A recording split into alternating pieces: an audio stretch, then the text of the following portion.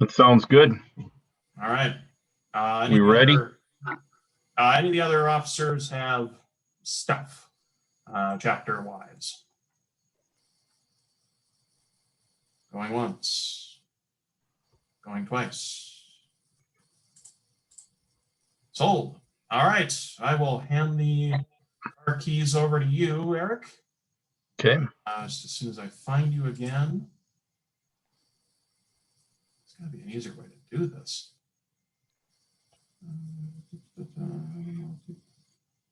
Oh. Okay, you are now the host, and the floor is yours.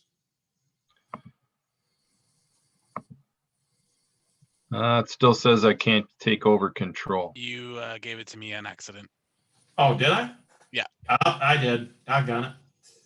Hope you have your presentation prepared. Yeah, surprise, surprise. Started sweating there. Yep, I saw an E name and I jumped right at it without looking closely enough. You will have to. Oh, wait, never mind. There we go. Hey, there's Kristin. Wonderful. It's worked out great. Okay. Zoom keeps moving the names around in the queue. There we go. Now I think I got it. Beautiful. All right, apologies for that, everybody.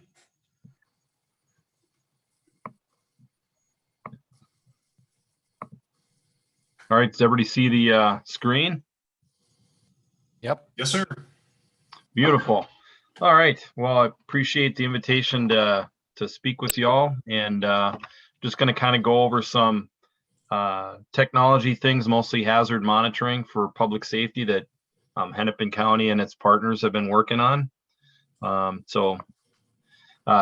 Essentially, the problem that we found in Hennepin County, which, as you know, is a core urban, mostly urban setting with dense population in some places, highly valuable and concentrated infrastructure, a bunch of other things like that.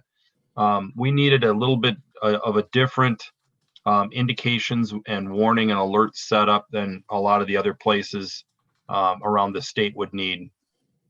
And one of the problems we're finding was that despite the advances in some of the forecasting and warning technology that allowed us as a emergency management public safety community to identify threats earlier, people were not responding in appropriate ways, and we're trying to figure out how we go about addressing those.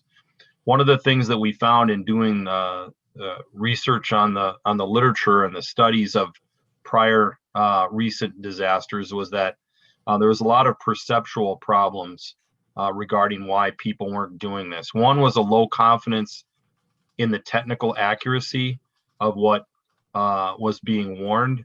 And there was a real bias against radar indicated things. People tended not to trust them as much as an observer report or something that was actually measured. And so that became one of the things that we decided we wanted to improve. There was also a low confidence in the geographic accuracy, and that was because of some of the systems that still were county-based rather than moving that down to the city or even the polygon level. And when it's that extensive and broad, people just refuse to take action. So that's one of the problems, unfortunately, with the NOAA weather radio system, is that you put in a county code and that weather radio is going to go off wherever that warning occurs in the county. So if you live in Rogers and there's something going on in Bloomington, your radio is going to go off. And so those are the kind of things that really need to be refined, and people expect more geographic accuracy. And finally, a lot of people just didn't want to take action, especially businesses and companies and things, to interrupt their normal processes and procedures when that created an expense for them.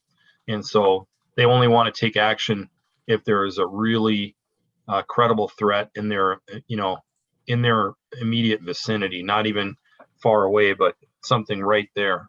So I think those are the kind of the drivers that caused us to want to take some action and find some solutions. So there's an adequate warning requirement that we have.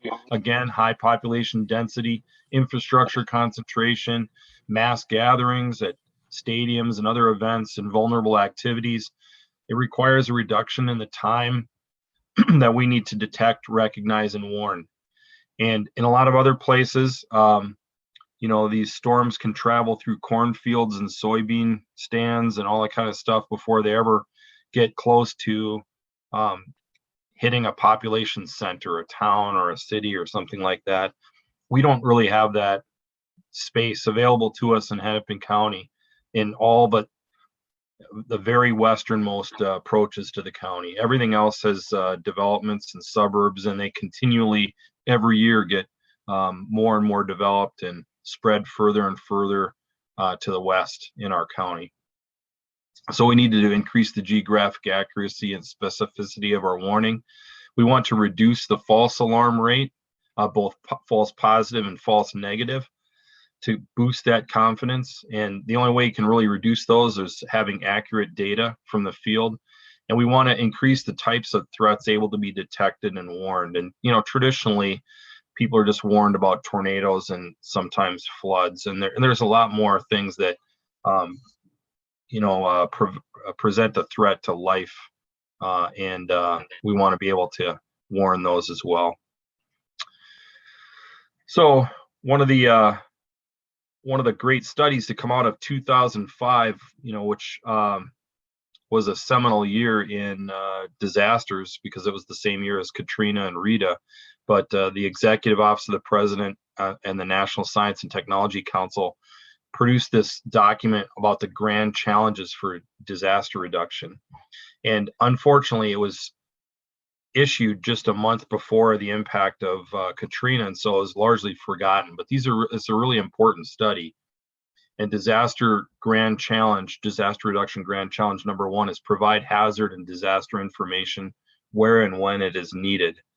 And so it went on to say to identify and anticipate the hazards that threaten communities.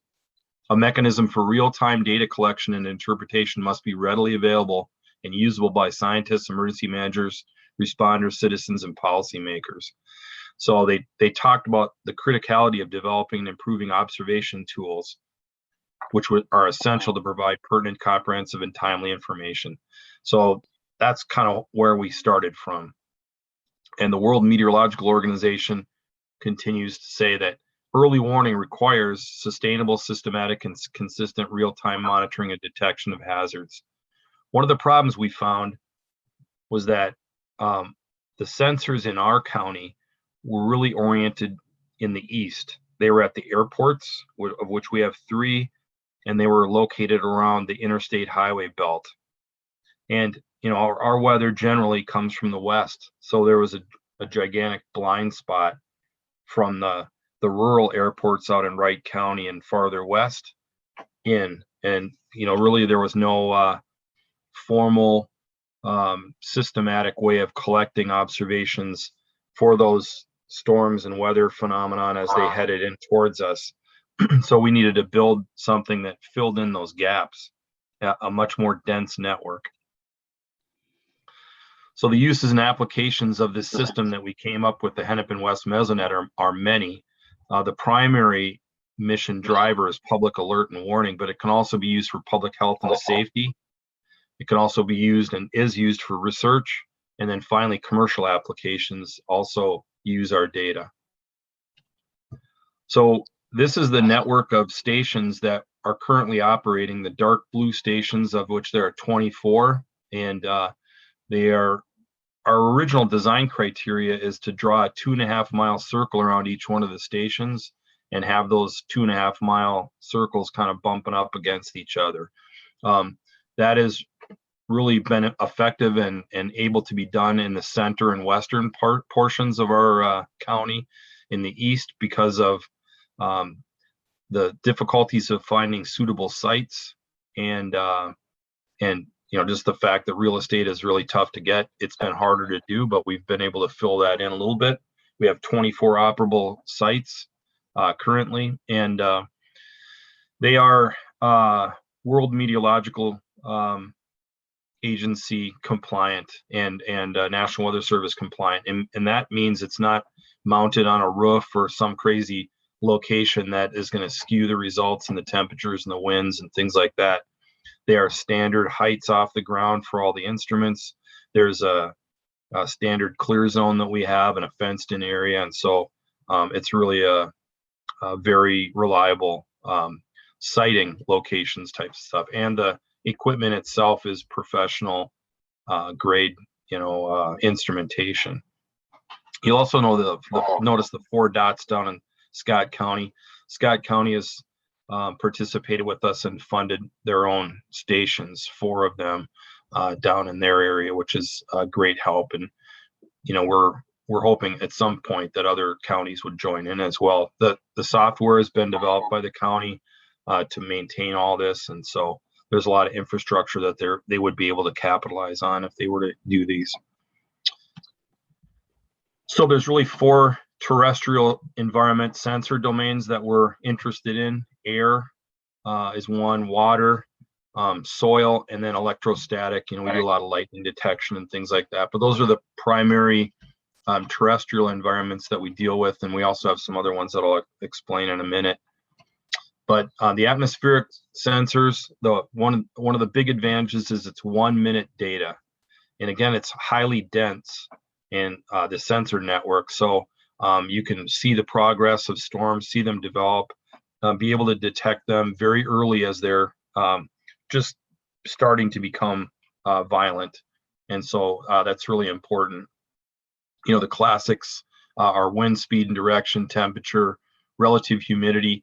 One of the things that has gotten us a lot of requests for assistance and research is the wet bulb black globe temperature, or WBGT. That was a sensor pioneered by the military to protect their troops in hot climates. And we're actually doing a research study with the National Weather Service and the folks out at Chanhassen to do a national study to see if the heat index ought to be replaced or augmented with wet bulb temperature index instead.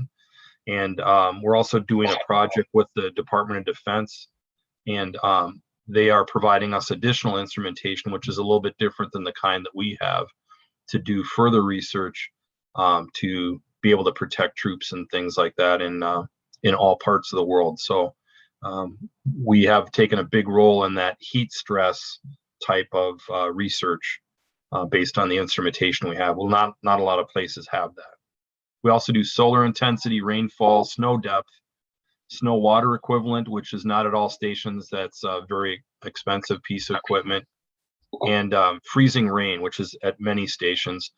That one has a particular interest to places like the light rail, and they're very interested, Metro Transit, in freezing rain because it has an adverse impact on their operations for the light rail network.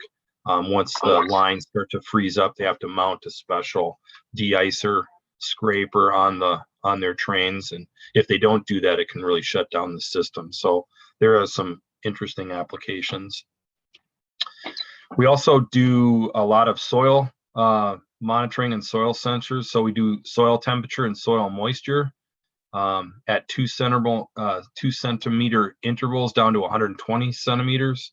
And we're going to probably adjust that. It doesn't need to be 1 minute data, but that is important. And we saw that application in some of the landslide outbreaks that we've had in 2014. It would have been nice to have this kind of data just to see how saturated the soil was becoming. When it becomes as saturated as it was in 2014, you can have a lot of landslides, which we did that year for several months because of the soil was so wet. And it can lead to things like the landslide at the hospital in Minneapolis. We also do frost depth, and we do that throughout the winter to see the frost profile which is an important factor in spring flooding, for example. That's an important factor in utilities. We had some years where actual water supplies to homes and businesses were threatened by extremely deep frost. You get deep frost when you have low snow cover, but cold temperatures. And it's got an interesting behavior where it goes deeper as the surface begins to thaw for a while in the spring. So it's important to really understand what the frost is doing to prevent cutoffs of vital utilities and things like that.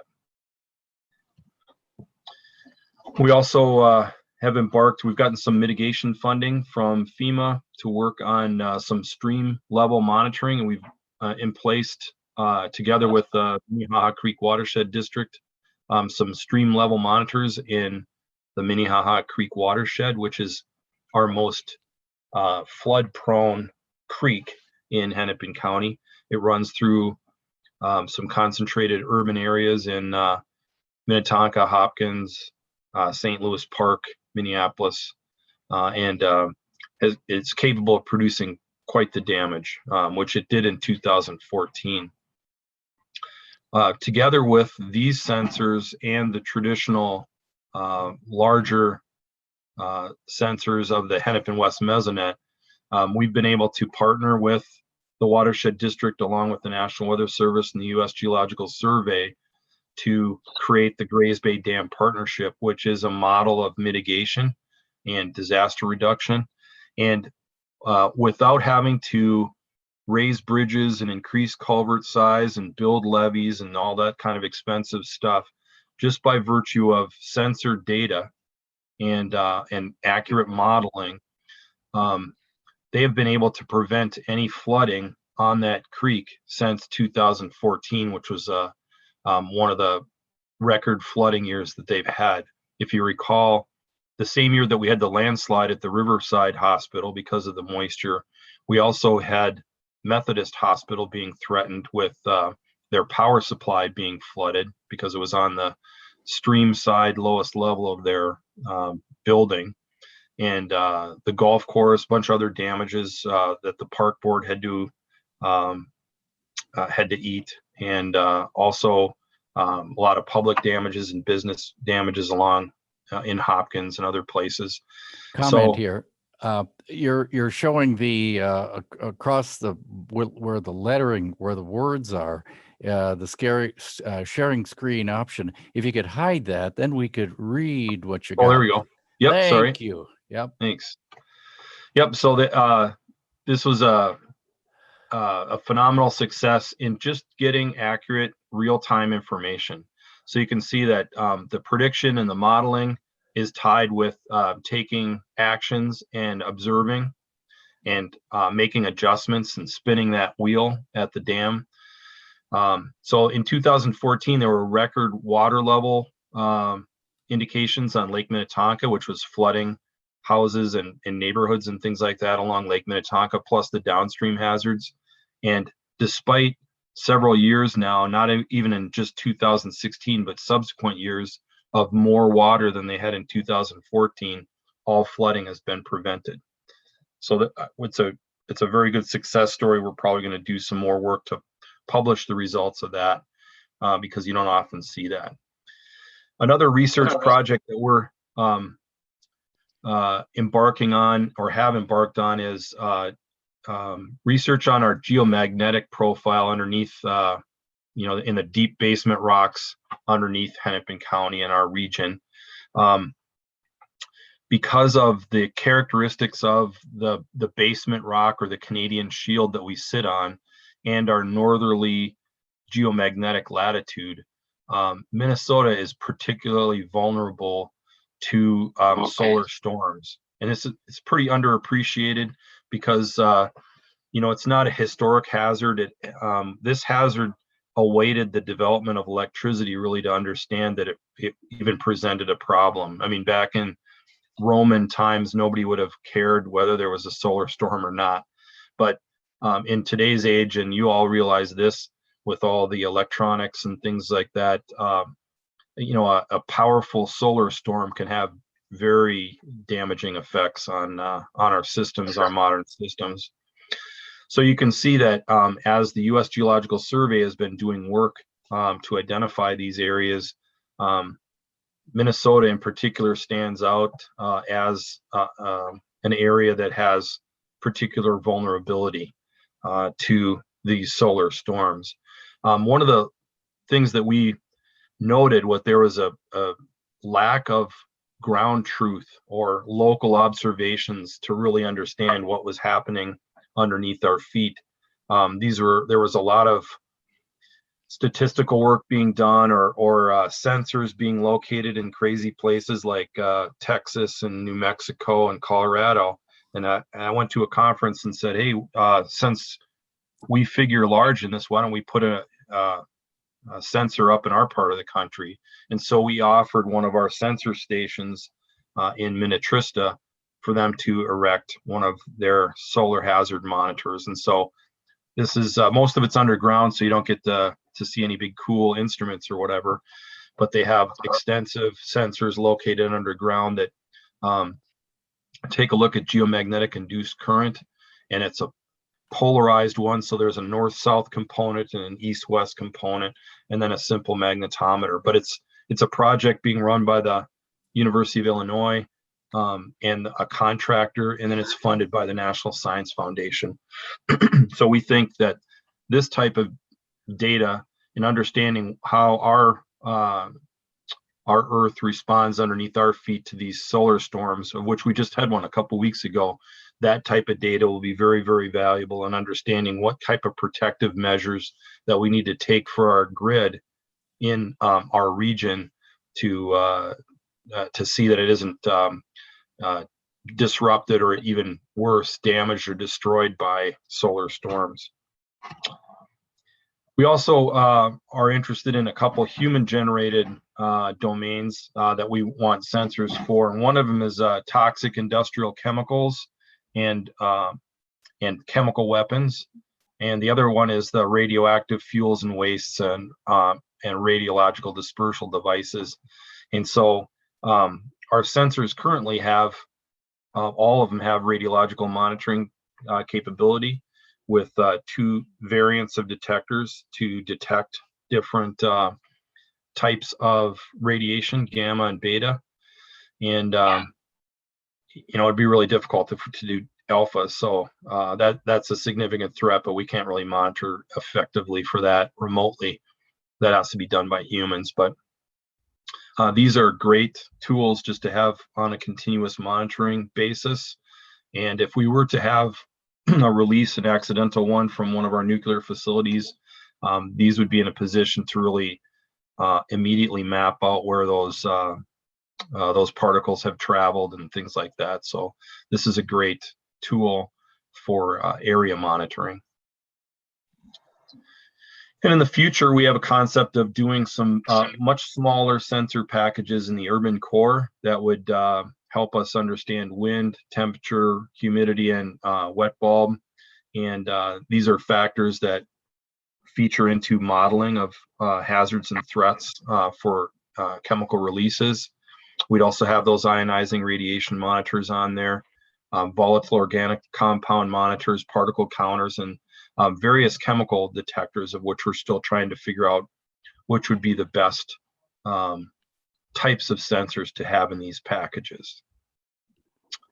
And kind of the concept would be to have those protecting various key areas around the urban core. And this is yet to be worked out. This is still conceptual.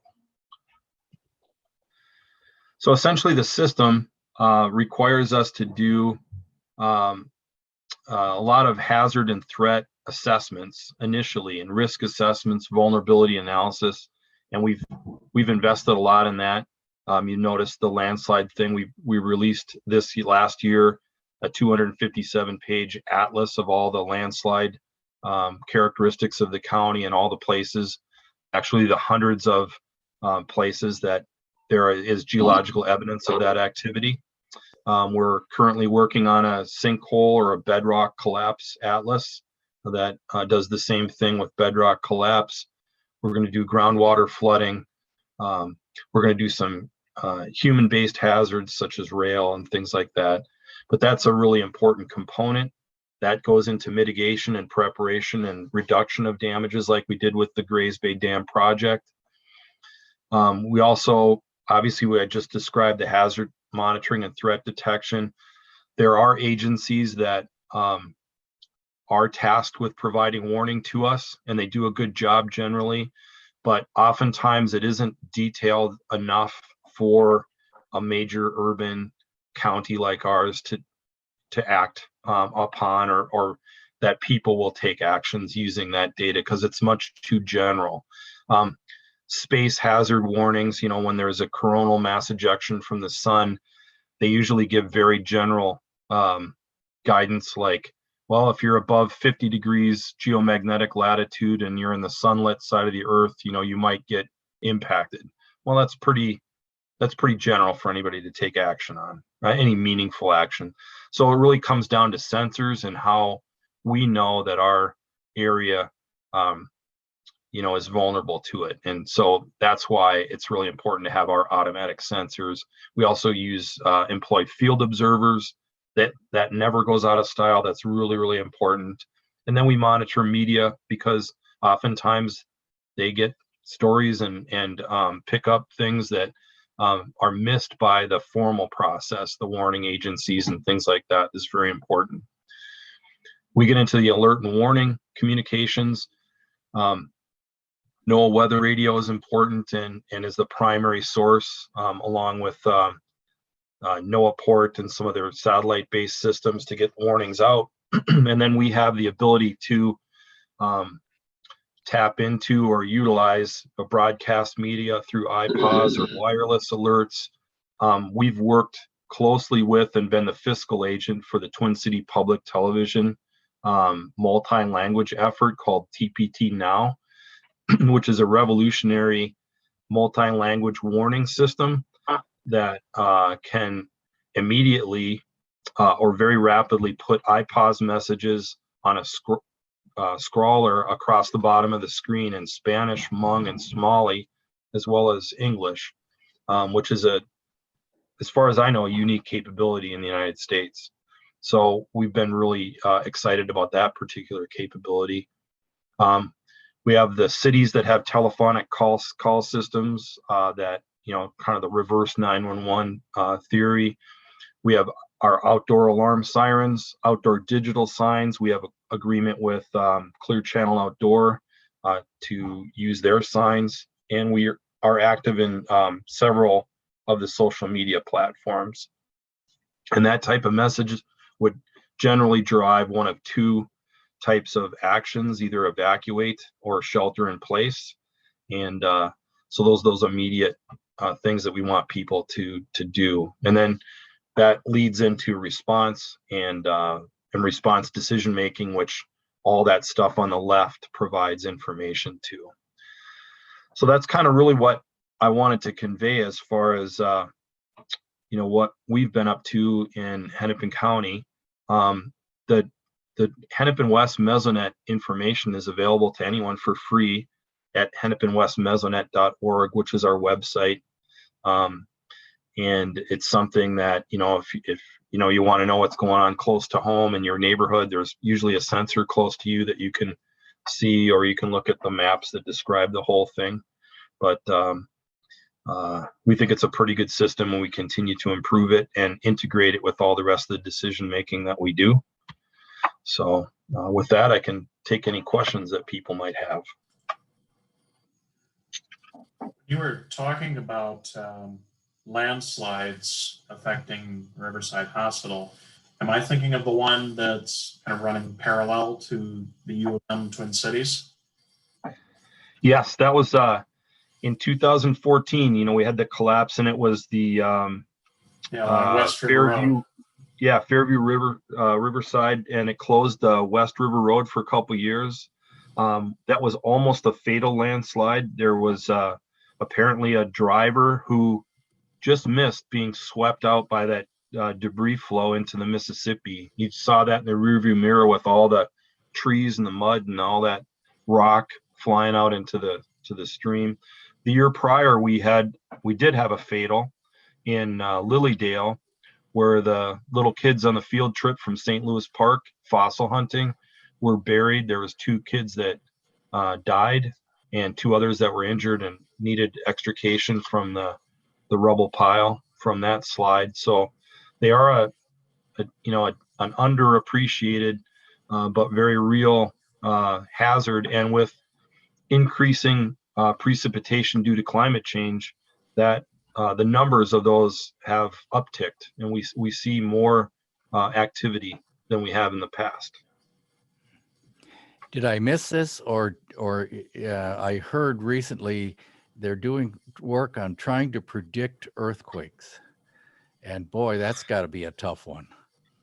Yeah, those there's some some bright physicists in California trying to do that. They're trying to use I think crowdsourced data that has the very minute shake kind of detection that are on people's smart devices, and so people would go to sleep at night or put them down, and they would be able to detect these minute things and put it all together. But I think that's one of the holy grails of disaster prediction is earthquakes. We are included in a seismic zone. It's a very small seismic zone in our tectonic zone in Minnesota. And we do have earthquakes, but they're very rare. I think the largest one is like a 5.5 on the Richter scale. So it's something we take a look at, but we're not as actively interested in that as some of our other hazards. I have a question. Sure. What's the county's position on over-the-top video putting out alert messages, such as if you're watching Netflix, get an alert similar to what you get when you're watching Channel 4 over the air? My position is any way to get information out to people is really important. And one of the things that we've noticed is that as the media market has really fragmented and become more global or whatever, you can be you can be listening to something or watching something and which is not tied to your local area pretty easily now. And unfortunately, you don't get warned at all by for the hazard in your area. I mean, back in the day, I'm old enough, I remember CCO and how it dominated everything, and people all turned to 1 or 2 stations to get the local situation or get information. And I'll never forget, I use it for training. There's a great YouTube video of a woman who's driving in Alabama during the Coleman tornado, as part of that great Southeast outbreak, and she's late for her shift at McDonald's and is driving down this road and has a little monitor on her car. A lot of people do that where they just have the little dash cam. So she's driving, and she's driving through a corridor of trees, so you can't really see, there's not the big vista that there is in Kansas, but you start to see debris swirling above the trees in the corridor that she's driving through between these rows of trees. And then she kind of breaks out in a clearing, and boom, she's hit by debris. Her car rolls a whole bunch of times. She's screaming. And the whole time the video is playing, she's just listening to some radio station, which is one of the robo stations that doesn't interrupt for anything. And there's a O'Reilly's, auto parts commercial playing as she's tumbling around. It is almost surreal, like a movie. But, you'd expect a local station would be, in the midst of a tornado crashing through her hometown, would be on that. So we have some problems to make up based on those kind of remote broadcasting things, and people are not aware when they tune into those that the origin of that signal isn't really local. It's not really coming, and the content isn't local. So I don't really know what to do about that.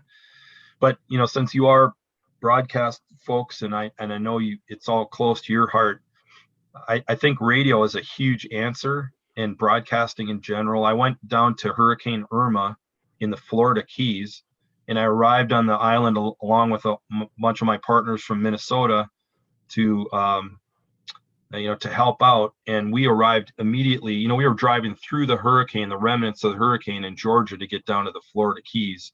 And we got there, and the only thing left intact as a communications system was the FM radio station down in the Florida Keys. And it was intact and even though the eye wall went right in between the transmitter and the studio, they were able to keep it running with a couple people there, keeping the generators going, and it was phenomenal. And most everything else was down. I mean, cell phones were gone for many, many, many days, for instance. And so the only information route was that trusty, reliable FM radio station. And people just, a lot of them don't think of that. They had to jump into their cars. They didn't have the simple transistor radios like you used to. They had to hop in their cars to get the information. But somehow we need to get the message back to people. Were radio amateurs involved in helping in that problem that you know of? Yep, there were a few, but they were just basically, I mean, if you can imagine a county that's 120 miles long with a few little centers, so there's Marathon and there's Key West and there's a few other places. And so these amateur radio operators would have converged or did converge on the EOCs, the City Emergency Operations Center for Key West and the County Emergency Operations Center for Monroe County, which was in Marathon. And the folks that really need the information were the ones that were scattered on all these little keys everywhere. And they didn't have a ham radio operator next to them to convey that information. So all they had was, the ability to tune into this FM radio station. So it really, it was unfortunate. It wasn't really integrated well into their event plans as far as the emergency manager is concerned. I think there's a lot of people that just believe that all these other systems are going to survive, which they really don't. The other system that survived quite a long time, even after landfall, but then it went down, was the copper line landline phone systems. Those are the two systems that were the most durable, but all the other systems seemed to fail. But yeah, I mean, we used the amateur radio folks to talk between command posts, but really that was about it. I have a question, Eric. What's Sure. Hennepin County's take on the recent FCC, note-taking they took about OTTs that Joe brought up? They're saying, well, we don't really want to have to manage or do that. Is any thought been given to how insertion would occur? Is the county active in any kind of discussion with an early warning like that? Like you said, programming from somewhere else. Yeah, so I am fortunate because I'm technically challenged in some aspects. So I've got a really good public warning coordinator and team, and so I've got Dan Anderson, who does it full time, and then Mike Osland, as many of you know, is part of our team as well. I don't know, Mike, have you guys talked about that at all? I'm sorry, I didn't hear the question, Eric. Sure. So there's the issue of I forget the terminology, but it's the broadcasting that is not locally based that's coming over, that the FCC is pondering whether to require a crawler to be able to be inserted on those broadcasts as well as the local broadcasts. And yeah, so I don't know. Oh, go ahead. Right, exactly. I'm sorry, Eric. I don't mean to cut you off. Yeah, they were talking about the EMS insertion and or the other emergency data, and providers like Amazon and Netflix and others were saying, well, no, we don't think it's up to us to do it because they have no real way of doing that locally. And I was just curious what Hennepin County's take is on that discussion that's ongoing, because the FCC just recently held apparently a hearing, because I just read an article yesterday about it. So I was just curious how we're trying to deal with that locally here. Yeah, and I think that goes back to the question about whether it should be on Netflix and like you say, Amazon Prime and now how many, I have a Roku stick and how many stations can I get? And if there's a storm in Ely, Minnesota, I kind of want to know about it. And so, I'll defer back to Eric on what the county stake is on it. But like Eric said, anything that we can do to provide that data and that information to the public, I think is worthwhile. It's a worthwhile effort. I think there's been some pushback from the broadcasters and the operators like Netflix and Amazon. But I think from a public warning perspective, anything that we can do to provide that information to the public is worthwhile. Right, I understand. No, I agree. There's been a lot of pushback, but I was just curious about the discussions and I guess like Eric alluded to earlier, the technological challenge in, if you've got a good chunk of the population watching a Netflix something, how do you interrupt that? I mean, the technology is, and I was just curious if the county or the local emergency management people have been kind of brainstorming to try and how do you figure that one out? There's probably no clear answer. I was just curious if it's actively being discussed. So we, the emergency managers kind of coalesce around an organization called the Association of Minnesota Emergency Managers, and that's kind of where some of this discussion, gets to go a little bit further, because, in our jurisdictional roles, sometimes we can't, influence or lobby in the same way that we can as an association. So we have in that association taken a look at different things or discussed different things. One of the things that we talked about a little while ago was if there is some type of sort of seal of approval that the association would give a broadcaster that committed to providing, local alerts, at least people would be informed that, if I live in Bemidji, these 3 stations are the ones that, kind of get the little badge or seal or whatever, and provide a little recognition for the places that are, doing this. But the media environment is really sometimes kind of, it to me is disappointing, even to the fact that apparently in most countries in the world, your cell phone is also a radio receiver without any of the internet and all that kind of stuff. It also has the capability in most places to just be a simple receiver. But from what I understand, the domestic producers of those and the retailers either have disabled those features in US telephones or US cell phones so that they wouldn't be able to do that, or they've actually taken them out of US models. So it's not even a subject of, consideration. And those are the kind of decisions that, they make commercial sense so that, it can force people to stream and all that kind of stuff and make more money. But in a disaster situation are really horrible decisions.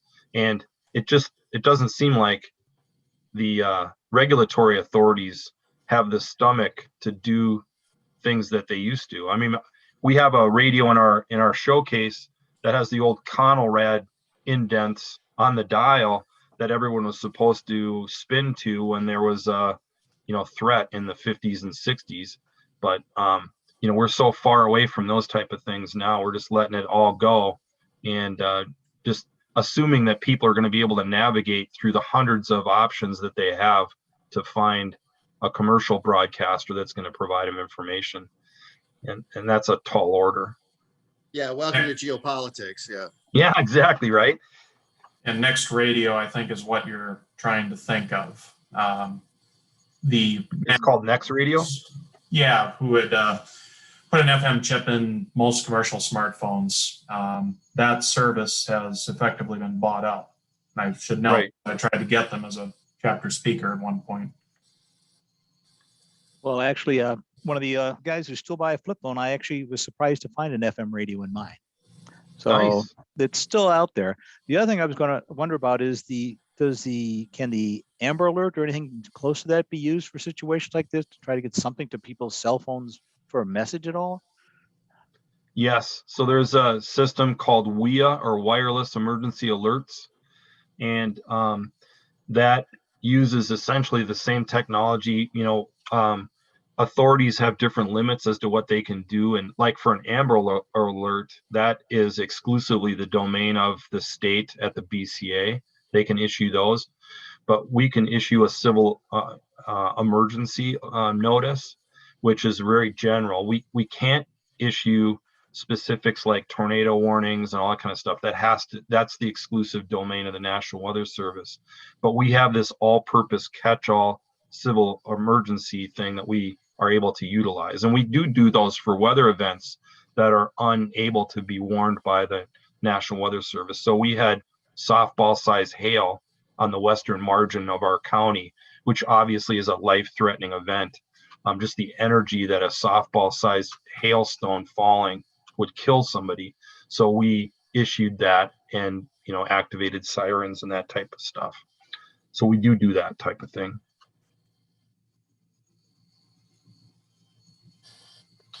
Any other questions? I have two questions. One, what do you think about AT&T's FirstNet expansion throughout Minnesota? I have a weird lease dispute with them on a tower. They're trying to push off some of our county antennas. And second, has broadcast reliance on fiber in place of SDL been discussed at all in emergency circles?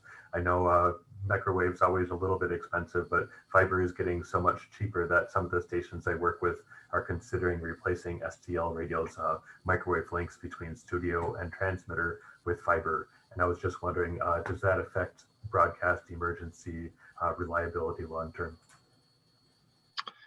Yeah, I guess on the first question, the kind of the preemptive chips that you can get in your phones. FirstNet is the one that's officially, sanctioned by Department of Homeland Security and FEMA. And then I think Verizon has a competitor version that's not officially sanctioned. There's a bunch of different ones. Hennepin County uses Verizon as our main, contracted phone for our people. But we also, just as a redundancy measure, have a few of our devices that are AT&T. And then our, personal phones, we can also get them to be on that network as well. I mean, anytime you can get, anytime you can get preemption for first responders is a good thing. And, it's a limited, finite resource. Again, unlike a broadcast signal where there's no limit to how many people can be on it, and it's just an issue of net control, this one is more of an issue of capacity. And so we find time and time again when the network gets damaged and disrupted and destroyed, that there's fewer towers but serving more demand, and people have this strange desire to stream video, and all their use increases in a disaster rather than decreases. And so if you don't have some way to identify the folks that need to get the signal through, the responders are kind of in trouble. So I don't have any particular fondness for one system over the other. I just think that all the different ones that the providers are offering, seem to offer a measure of hope for us to be able to use our phones in a disaster. And then for the other issue, I really, I rely on my technical staff to tell me if that stuff is a good idea or not a good idea. I mean, generally, I would think that fiber seems to be more reliable. I like things that are buried instead of, in the air or over the air. We tend to look at things from a network intrusion thing, and if it's more resistant to people being able to hack into or disrupt, we like those things better. I guess I don't know enough about the second issue to have an opinion.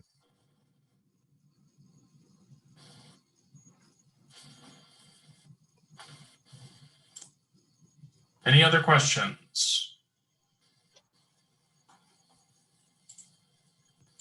Hearing none. All right, Eric, this has been an excellent discussion. Very grateful for your time.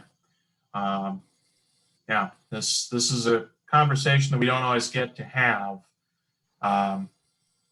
We as chapters don't always talk as much about what happens in the emergency management community, but whenever we do, it always draws out everyone's interest and attendance, as I think today demonstrates. So very grateful that you were able to make time for us.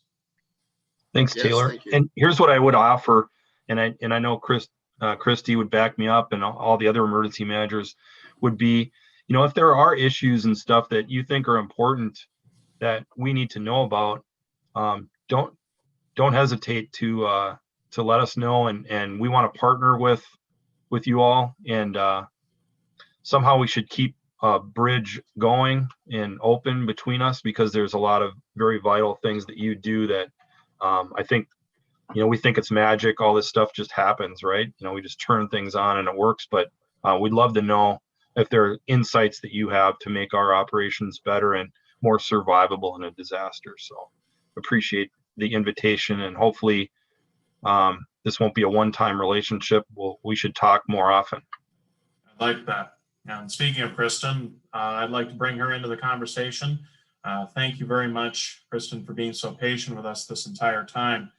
And yeah, the floor is yours. What I'd like to bring to the table. Well, great. Good afternoon.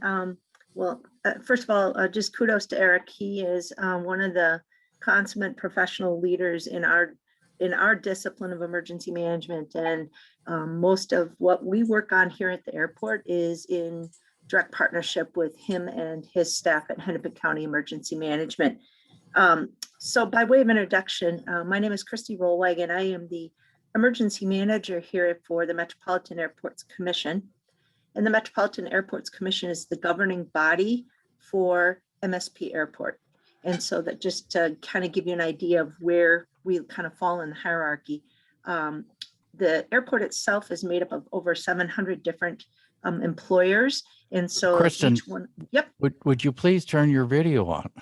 I tried to do that. I thought it was on. Mine says it was on. Huh, not here. You are on black, but now we're just seeing your username. Well, I have it showing that it's on, so I apologize. I don't know how to fix that. Might just check next to the camera icon in the settings and see what it's taking for a video source. Well, it is taking an integrated webcam. Oh, you have a piece of tape over the camera. I don't. I see the light. Nope. Sometimes if you log out of the Zoom and log back in, that clears it. Not saying you do it this time, but sometimes that fixes it. Well, I apologize. I thought it was working. So if you want me to continue, I can. Otherwise, I can log in and log back off. If you feel like you can hop back in here in a short amount of time, Okay. I've got meeting post controls back, so I can admit you if you want. Okay, give me a chance. I will try that again. All right, standing by. That gives us a minute to talk about the next SBE 17 meeting. Taylor, what do you have planned? Hang on just a sec here. Try to. I got it. Anyway, what I had in mind was a chat with Blois Olson, talking about the latest developments in broadband regulation, but early this morning he informed me that he may have to alter that date. So I'm still in talks with his administrative assistant on what needs to be done. Not sure exactly when it will happen or why exactly it took place, but wanting to accommodate him as much as I can. Kristin, you're back in the room, but on black. Well, I don't know. I apologize. Yeah, I say for the sake of time, we just carry on. Okay. Well, I'm sorry about that, you guys. So not at all. I'll just jump in and just finish up then. So like I said, my role is I'm the emergency manager here at the airport. And each of those companies, the 700 plus companies out here, unfortunately, don't have the luxury of having their own emergency manager, nor would it be in any way, shape, or form efficient. So I pretty much oversee all of the emergency management activities here at the airport. Our airport is unique in the sense that literally half of our airfield falls in Hennepin County, and the other half of the airfield falls in Ramsey County. So I spent a lot of time working with Judd Freed, who can't be with us today, and Eric Waage from Hennepin County. Just a little bit about where our paths have crossed over the last 10 years I've been at the airport. When I came to the airport, we had 2 outdoor warning sirens, and we had just undertaken a pretty significant expansion of our T2 Humphrey terminal. And what we found out is that we didn't have adequate siren coverage over there. So the first project I worked on when I came to the airport, as it pertains to weather, was to secure some funding and find a location for a new outdoor warning siren. So we currently now have 3 active outdoor warning sirens here on our airport campus, and all 3 of them fall under the activation of Hennepin County. So we don't activate our own sirens out here. We rely on Hennepin County to help us with that. The second thing that we have partnered with Hennepin County on is that we are actually one of the homes of their Mesonet sensor stations. So we actually have one of our stations over off of 28th Avenue on the far side of the airfield and near the FAA headquarters building. And really what it has done for us has provided us just another avenue to look at weather conditions and weather data as it pertains to, in particular, winter operations is where we've seen a lot of benefit. The freezing precipitation can cripple an operation out here at the airport.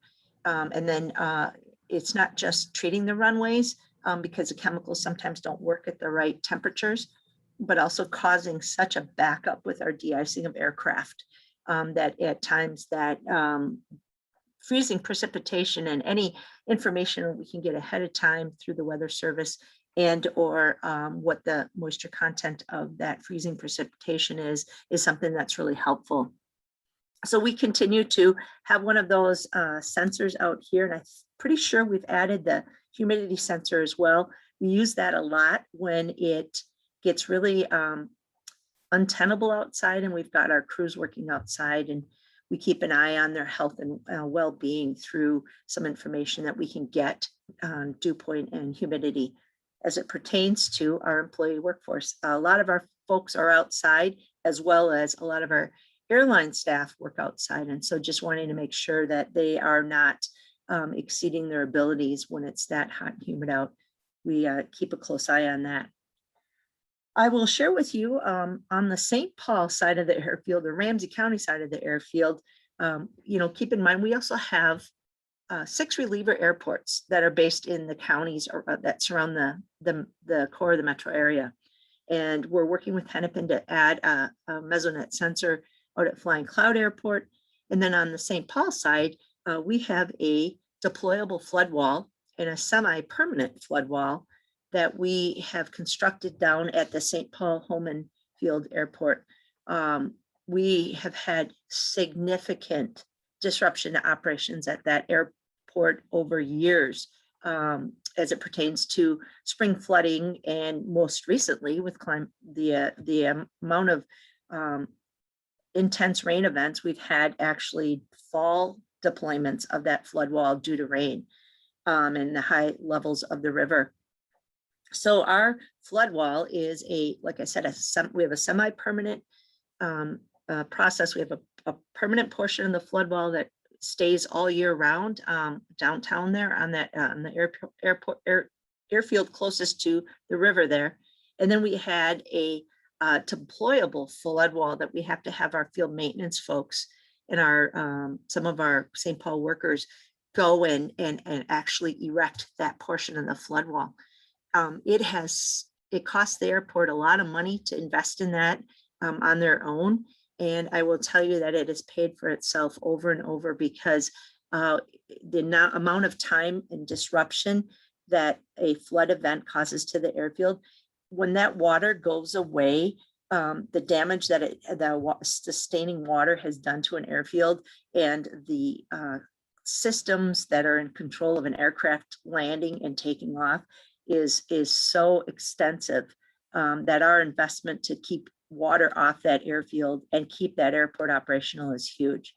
I will share with you, as we started to look at preparing for the Super Bowl and the Final Four, this Final Four especially, we got real close to having to make some decisions about keeping the integrity of that airport so that we could land aircraft to support the Final Four operation.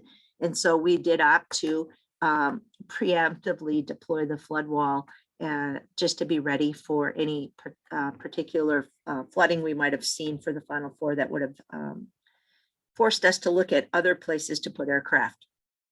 So we participate with Ramsey County in our flood wall mitigation measures as it pertains to recouping any costs when Ramsey County declares that they've had a significant event and is seeking FEMA reimbursement for that. We've been successful in having that the cost of deploying our flood wall reimbursed to us by FEMA a couple of times. We own the original cost of creating the investment, but then the deployment costs and some of the cleanup to the runway and all the equipment has been paid for by FEMA before.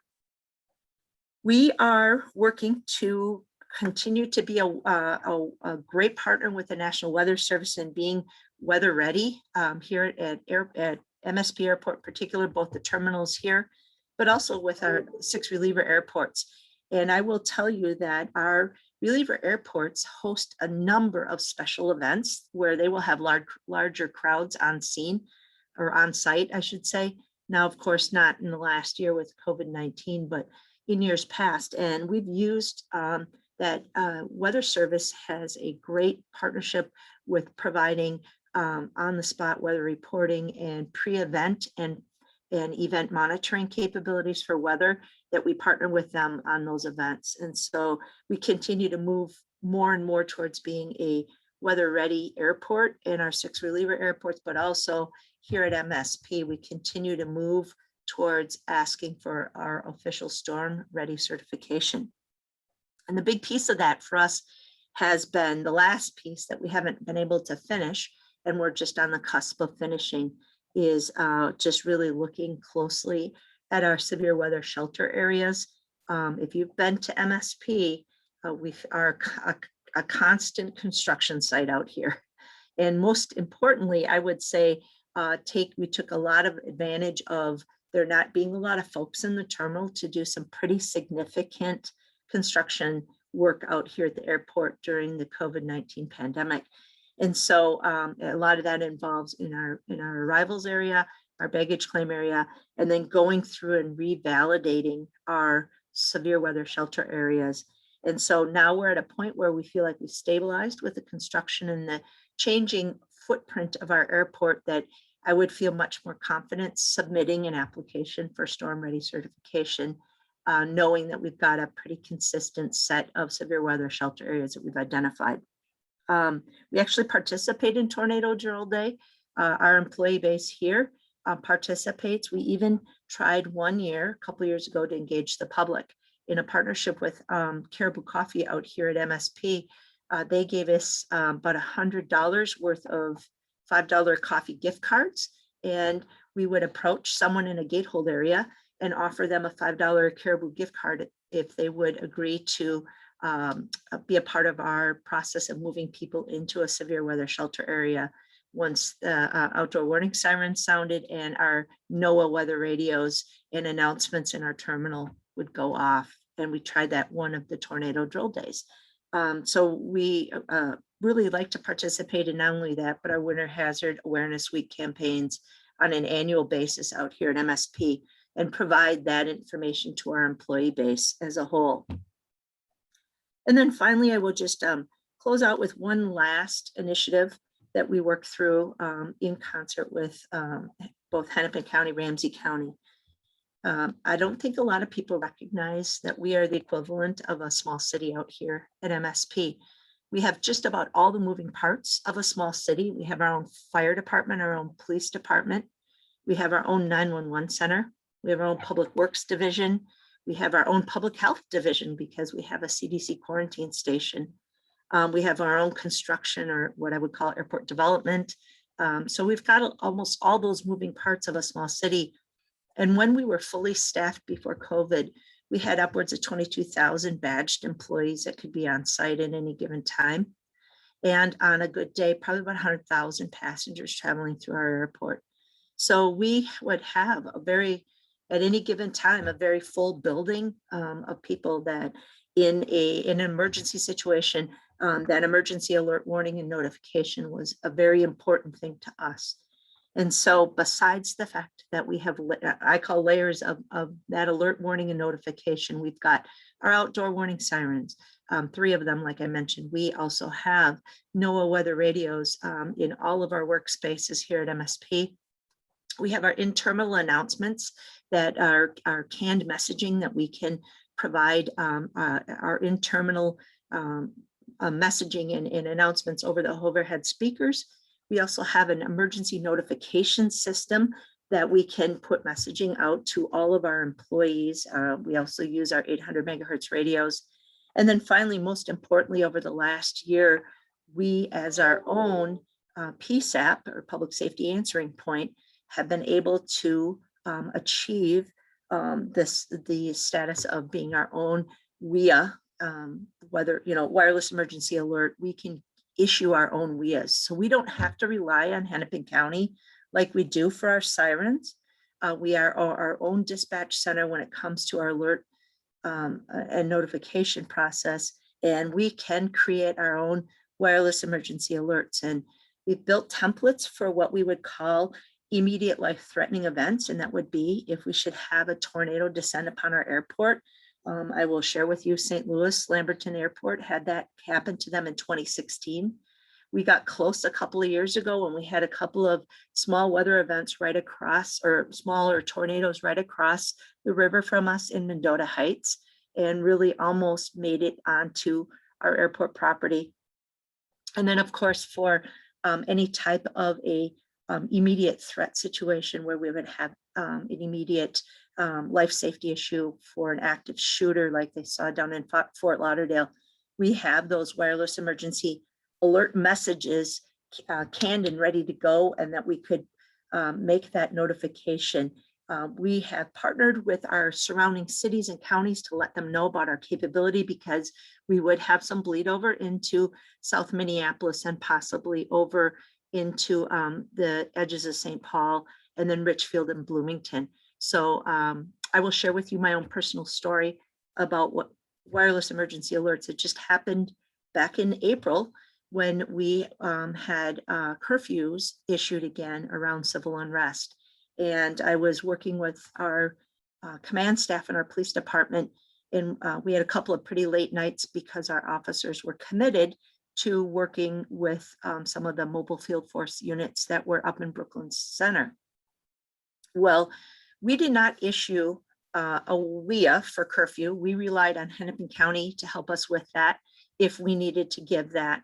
We don't have our own residential community, so it didn't really apply. But what we did is we shared our information out with all of our airport partners and the traveling public that there was going to be a curfew taking place.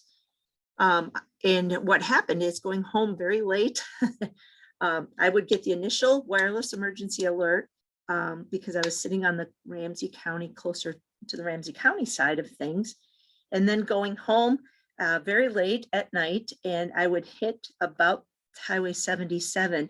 And the first night it happened, it had been a very long day, and it scared the bejesus out of me because my phone, went off with a wireless emergency alert because I had finally hit that area where we had crossed over into where Hennepin County was making their WEA alerts. And so I got that one much later, but it did work. And so what that confirmed to me is that if we had to do that in reverse, where we would make notification out of the airport, we know that it would probably hit some people on the perimeter of the airport. And we think that's a good thing, because if you are coming to the airport and we've got an emergency situation going on and we can catch you right before you hit the Mall of America exit, for you to turn off their emergency alert would indicate to you to not come to the airport. So those are some of the ways that we tie in to some of these existing systems that Eric talked about today. And with that, I can stand for any questions. One question I had about the sensors that you've been installing as of late, out of curiosity, is the data that you obtain from them, does that ever get tapped in situations where, say, there's high wind gusts and you have to divert traffic to separate runways than you normally would? Yeah, that's a great question. That data is used in conjunction with what we get from the National Weather Service to help us determine which runways we are going to be capable to operate off of. Where it becomes so key and so essential is when we have the winter weather events, because it is combined with blowing snow. And we've had a couple of instances where over the last couple of years, we've actually had to shut down runways for a period of time because we can't, by the time we would plow one, we would be, facing the wind, pushing snow right back onto the airfield. We've had it with a couple of summer events where we would have a weather convection event and we weren't able to land aircraft for a period of time. So yes, we use that information. Wind direction and speed is a piece of that information that comes into play for that decision making through our airside operations and the FAA.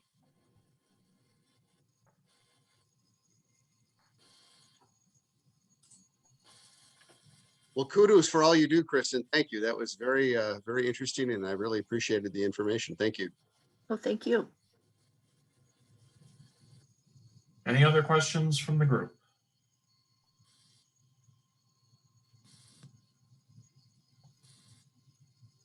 Going once. Going twice. All right. Thank you, Kristin. Thank you, Eric. This has been an excellent way to spend an afternoon. And I think we've all learned a lot. So thank you both. And Kristin, thank you especially. I know you came out a little earlier than I was expecting, so I greatly appreciate your patience in being willing to stick around with us for a while. So I would just like to kind of finish or close out with just an invitation, like Eric said. We have a couple of associations of emergency managers in the metropolitan area. We have the Metropolitan Emergency Managers Association, or MEMA, and that would be a great way to get tied into other emergency management divisions or departments or emergency managers in the metro area. And then Eric talked about the statewide association, which is the Association of Minnesota Emergency Managers, and maybe even consider attending one of the conferences that the AMEM organization hosts. Is a great way to learn more about the profession of emergency management, but also where we integrate and cross paths with each other and what we're trying to accomplish on an emergency basis, or in a pre-emergency type situation. And then of course, anytime that we can ever answer any questions or re-engage a conversation, I'd be happy to be a part of that as well. So there's some contact information for those associations that you're mentioning. That might come in handy. Okay, I will send them both to you. Thank you. All righty, thank you for your time today.